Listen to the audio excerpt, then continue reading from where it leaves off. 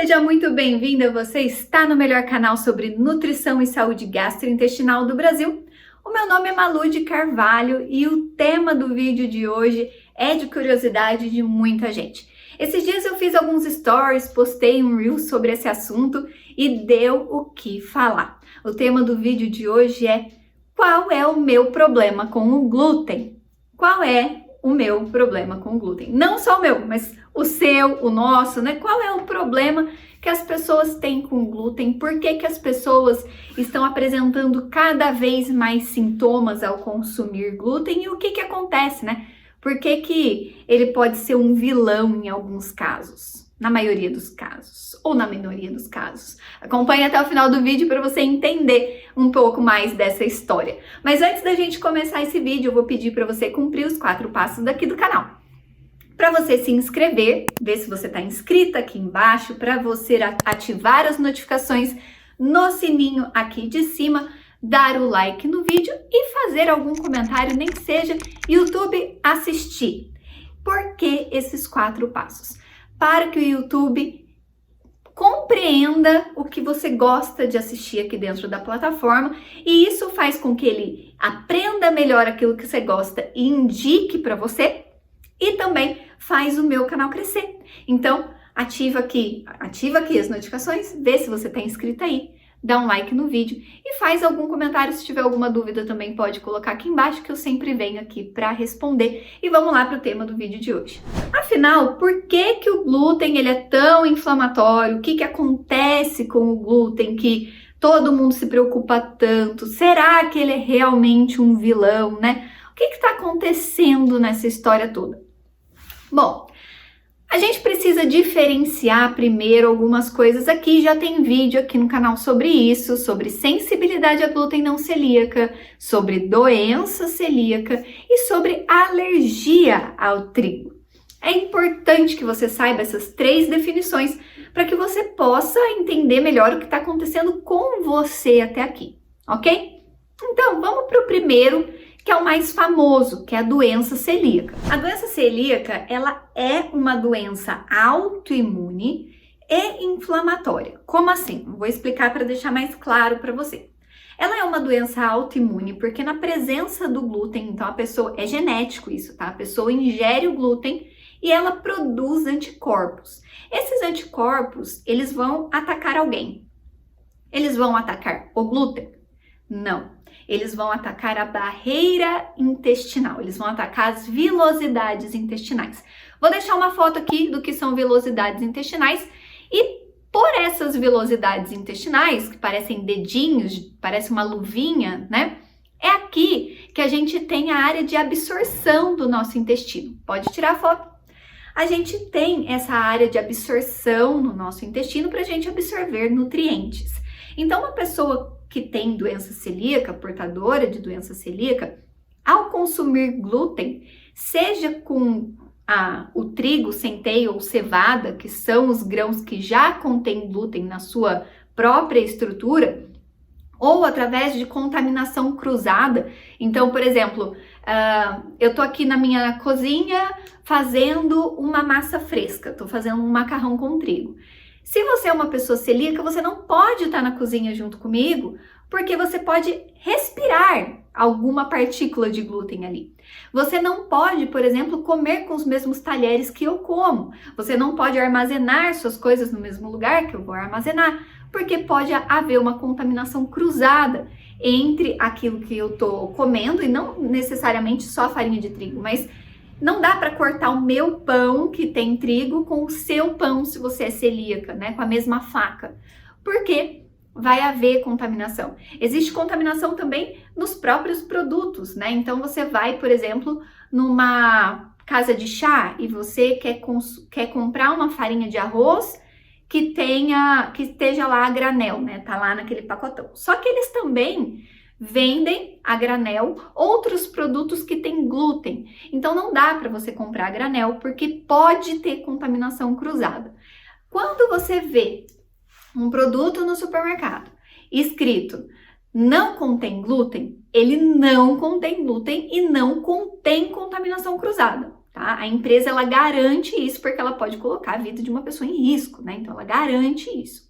Se você não é uma pessoa que tem doença celíaca, mas por acaso você tem alguma sensibilidade a glúten, que é o próximo ponto que eu vou explicar, você não precisa se preocupar com contaminação cruzada, porque você não tem uma doença autoimune que vai atacar as suas vilosidades intestinais e vai prejudicar a sua absorção de nutrientes, podendo levar a baixo peso, sangramento e até mesmo morte. Então, se você não é celíaca, não se preocupe com a contaminação cruzada. Se você é celíaca, se preocupe também com a contaminação cruzada. E qual a consequência desses anticorpos sempre atacando as suas vilosidades intestinais? As consequências são justamente essas que eu falei. Então, essas vilosidades, elas vão se tornando cada vez mais planas, cada mais aplainadas, cada vez mais planas, e você vai perdendo a capacidade de absorver nutrientes. Nutrientes como proteínas, carboidratos, gorduras, vitaminas, minerais. Você vai se desnutrindo e perdendo peso, tendo diarreia. Sintomas comuns da doença celíaca, tá? Perda de peso, diarreia, às vezes muito muco nas fezes. E principalmente essa desnutrição que pode ser identificada no começo como uma anemia, alguma coisa assim, mas depois você vê que é algo muito mais profundo.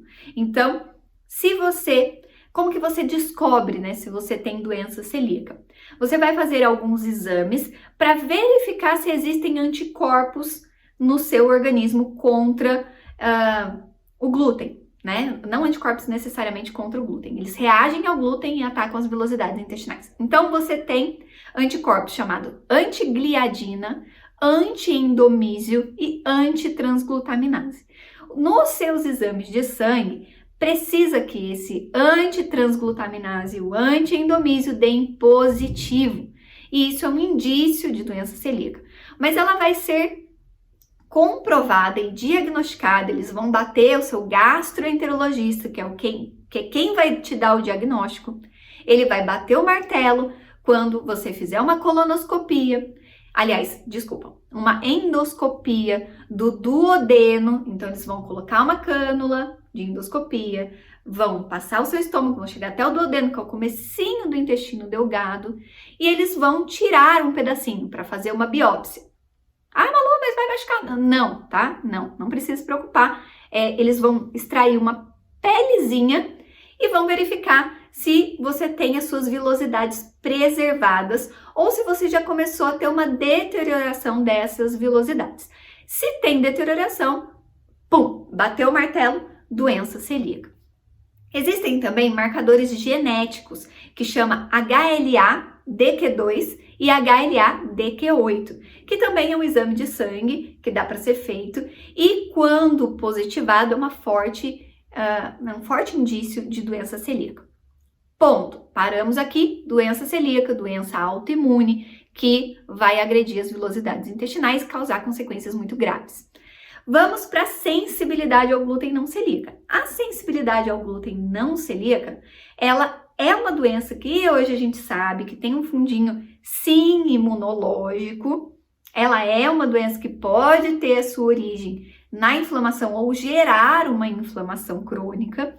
Só que ela tem diagnóstico clínico, não vai aparecer no exame de sangue. Algumas pesquisas mostram que as pessoas que têm sensibilidade ao glúten não celíaca, elas são potenciais desenvolvedoras de doença celíaca no futuro. Então, se você tem sensibilidade ao glúten não celíaca, é importante que você também evite o glúten. Não a contaminação cruzada, como eu falei, porque não vai ser tão importante assim, mas que você evite o consumo diário, porque pode ser que no futuro você desenvolva doença celíaca. A gente já sabe também, através de alguns estudos, que aquele antigliadina que eu falei lá atrás, que não é um marcador muito importante para diagnóstico de doença celíaca, hoje é um marcador que pode dar indício de sensibilidade ao glúten não celíaca. Mas ele positivar ou negativar não é garantia. O diagnóstico é clínico. O seu gastroenterologista vai perguntar se você tem se você tem dores abdominais ao consumir glúten, se você tem dores pelo corpo, principalmente nas articulações, se você costuma ter dor de cabeça, se você tem brain fog, que é você se sentir assim com a cabeça muito enevoada, tentar lembrar palavras e não conseguir lembrar, e também pode causar diarreia eventual e até mesmo constipação e também muco nas fezes. Ele vai perguntar tudo isso. Se você falar que sim, ele vai te tirar o glúten por 30 a 45 dias, mais ou menos, e você precisa verificar melhora nos sintomas. Sintomas melhoraram, você vai voltar nele e ele vai reintroduzir o glúten. E os sintomas precisam voltar a piorar. E isso é o diagnóstico clínico. Ele vai falar, você tem sensibilidade ao glúten não celíaca, melhor você não ficar consumindo. E a alergia ao trigo não tem a ver com o glúten. A gente tem outras proteínas também, né, que não tem a ver com glúten. Não tem a ver só com glúten. Glúten é uma proteína do trigo, mas a gente tem outras proteínas dentro do trigo também, que você pode apresentar alergia. E é uma resposta imunológica, mas não é uma resposta autoimune, tá? Como na doença celíaca, é uma resposta imunológica, como alergia a qualquer outra coisa. Tem gente que tem alergia a camarão, tem gente que tem alergia, sei lá, a morango. E aí você tem uma reação através dos anticorpos de antiglobulina IgE, né? De antiglobulina do tipo E. Então, lá no seu exame de IgE, vai aparecer que você tem alergia a alguma proteína do trigo. Espero que isso tenha ficado claro até aqui. Mas por que o glúten faz tão mal? Para a pessoa que tem doença celíaca, vai fazer mal simplesmente porque vai afetar toda a absorção dela de nutrientes e causar problemas graves. Para a pessoa que tem sensibilidade ao glúten não celíaca, também, porque é uma pessoa que vai passar muito mal consumindo glúten. Para a pessoa que tem alergia ao trigo, realmente ela não vai poder consumir, porque ela vai ter uma reação aguda muito forte, né? Então ela vai ter coceira, vai empipocar, vai fechar a garganta, ela vai inchar muito, né? Então também não é legal consumir. Nesses 3 casos, Malu, eu não tenho nada disso, o glúten vai me fazer mal? Se for em excesso, se for com frequência, também. Porque o glúten é uma proteína de muito difícil digestão, que acaba fazendo um afrouxamento das nossas células intestinais. O glúten, ele tem a capacidade de elevar a zonulina, que é uma substância que junto com a ocludina, elas fazem a permeabilidade do nosso intestino. Então, o nosso intestino ele precisa ser grudadinho assim. Se você não sabe, não entende muito bem do que eu tô falando, veja o vídeo sobre leaky gut, intestino permeável, que tem aqui no canal, que vai ficar bem mais claro para você. Mas as nossas células intestinais, elas precisam, os nossos enterócitos precisam ficar bem juntinhos. Só que mediante muito glúten, constância, frequência, quantidade, a zonulina ela é estimulada e você começa a ter um afrouxamento, começa a separar essas células intestinais, fazendo com que não só nutrientes entrem lá na corrente sanguínea, que é o ideal, mas que entrem toxinas, restos de bactérias e até mesmo as moléculas de alimento grandes sem ter sido digeridas antes. Isso ativa o seu sistema imunológico porque ele interpreta que tem coisa que não deveria estar entrando. Ativando o seu sistema imunológico, você tem um aumento do grau de inflamação sistêmico do seu organismo. E isso não acontece só com pessoas que têm doença celíaca, sensibilidade ao glúten, alergia ao trigo, mas com todo mundo. Malu, mas quando você fala frequência e quantidade, o que você está querendo dizer? Eu tô querendo dizer que hoje o brasileiro come pão de manhã, macarrão na hora do almoço, pão de tarde, biscoito nos intervalos. O tempo todo você está consumindo trigo ou algum derivado que tenha farinha de trigo. Centeio e cevada é mais raro, mas cevada, por exemplo, está na cerveja. E brasileiro toma muita cerveja. Então a gente tem um consumo frequente, constante e muito alto de glúten. Malu, se eu consumir raramente, então, o que é raramente? Uma vez lá a cada 15 dias você comeu uma macarronada. Pronto, isso é raramente, tá? Uma vez lá, a cada 15 dias, você comeu um biscoito que vai trigo. Isso é raramente. Botou no cotidiano, faz parte da rotina, tá? Na maior parte da sua semana, em grande parte das suas refeições. Isso é constância, isso é frequência, isso é alta quantidade. Além disso, o glúten, ele também mimetiza algumas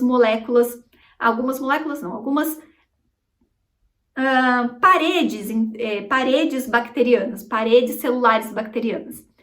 E o que é mimetizar? É como se ele imitasse. Ele imita, ele é muito parecido com alguns micro-organismos patogênicos, tá? A molécula do glúten é muito parecida. E o nosso corpo também acaba meio que confundindo as coisas, e todas as vezes que você bota glúten para dentro, ele pode identificar, principalmente se você já teve um aumento dessa permeabilidade, ele pode identificar como algo sendo te agredindo, também elevando a sua inflamação e estimulando o desenvolvimento de doenças autoimunes. Então, você, mulher aí que tem doença autoimune, glúten não vai ser interessante para você nunca. É claro que você pode consumir raramente daquele jeito que eu falei, mas fique muito atenta. Espero que você tenha gostado desse vídeo. Se ficou alguma dúvida, coloque aqui nos comentários e eu te espero no próximo vídeo. Compartilhe muito, um beijo e até a próxima. Tchau, tchau!